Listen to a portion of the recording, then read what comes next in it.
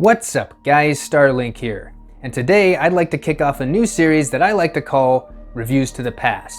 And that's where I take a look at retro titles that I grew up with, as well as discover new ones that I haven't played yet.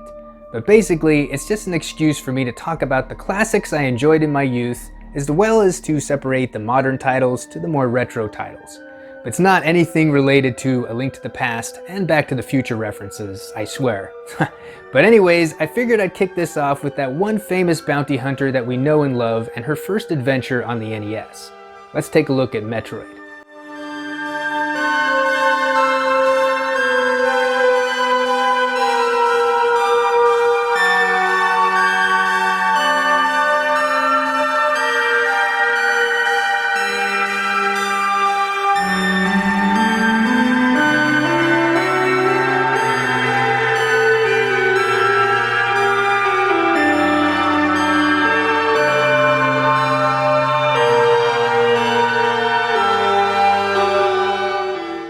This is where it all started for many people who were first introduced to this lone bounty hunter known as Samus Aran, tasked with confronting the space pirates and putting a stop to their plans of utilizing the Metroids to control the galaxy. No one even knew the true identity of said bounty hunter until they finished the game within a given time frame. For me personally, I already played Metroid 2 and Super Metroid prior to this one, so I knew who Samus was going into it. Spoiler alert, she is indeed a woman. I know, shocking revelation, right? Well, joking aside, it certainly was when the game first came out over the good old NES back in the day, I'm sure. This was in an era when female protagonists were practically unheard of in video games, let alone a badass bounty hunter like Samus Aran. So when her identity was first revealed at the end of the game, I imagine many people were taken by surprise, and hopefully in a good way. Now I know that there are still a few oddball people out there who won't even touch a game if their gender isn't properly represented as the protagonist within it. Believe it or not, I received a comment from someone like this last year.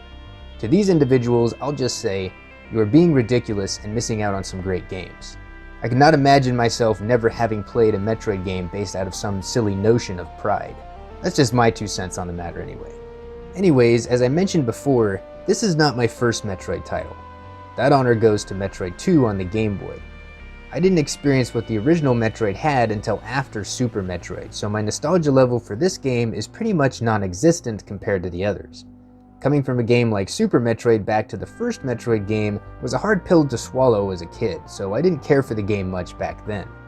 Coming back to it many years later as an adult, however, I have a newfound appreciation for it now and what it brought to the video gaming table back on the NES. The gameplay as a whole is still enjoyable, but it gets shot down by the missing improvements and gameplay mechanics that later entries provided. The lack of an in-game map is the biggest problem, as it is easy to get lost if you have no prior knowledge of the game beforehand. Honestly, an in-game map is a feature that many NES titles were missing back in the day, which would cause many frustrations for young gamers like myself, as we had to remember the locations of everything utilizing muscle memory. And some people said video games aren't educational. Also of note here is the lack of a saving option, which was present in the Japanese release. Unfortunately, we got stuck with passwords for continuing progress. Obviously, this is a game that benefits greatly with the use of modern-day save states, so this is only really an issue if you're playing on original hardware. An ability that is missing here that wouldn't be introduced until Metroid 2 is the space jump. And honestly, it may not have been needed, but it would have come in handy in some situations found in the game for sure, as there are some rather large shafts found in some areas where the high jump boots just don't cut it for me. Another thing that was missing here is the inability to fire downward. You can fire up but not down, which I always thought was strange.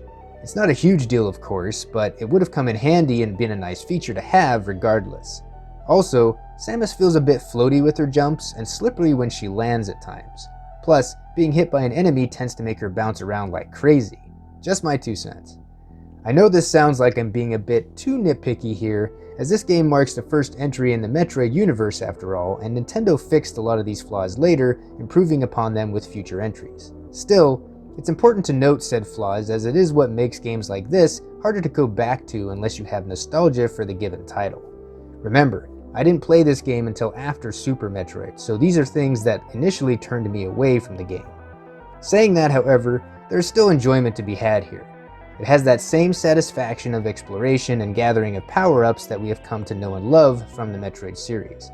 It's just a little bit rocky at times, as this is the birth of the franchise, so there's bound to be some growing pains here and there. The sprite work of enemies may not be the best the NES had to offer, and the variety may be lacking, but they get the job done. The sprite work of Samus herself still holds up great though. The most impressive thing the game had going for it was the map, however. Metroid gave you a huge map to explore at the time, with hidden items to reward your curiosity. It's easy to get lost in at first, and honestly, many would argue that is one of the game's defining features, but as long as you have a map to follow, you'll be alright. There's not much variety in the rooms at times though, with many of them being carbon copies of others, making the whole memorization of given rooms a bit more tricky. The same goes for the enemy designs as well, which just have a basic color swap over another to signify their strength. But let's be real here, a lot of games do that even now. Now on to the music. To be honest, there really isn't many tracks that are memorable for me in this game. That doesn't mean they sound bad, of course, they just don't hold up compared to many of the other games found in the NES library, in my opinion. I guess if I had to choose one track I enjoyed the most here though, it would have to be Kraid's area theme. Whenever I think of the original Metroid, that's the track that pops in my head.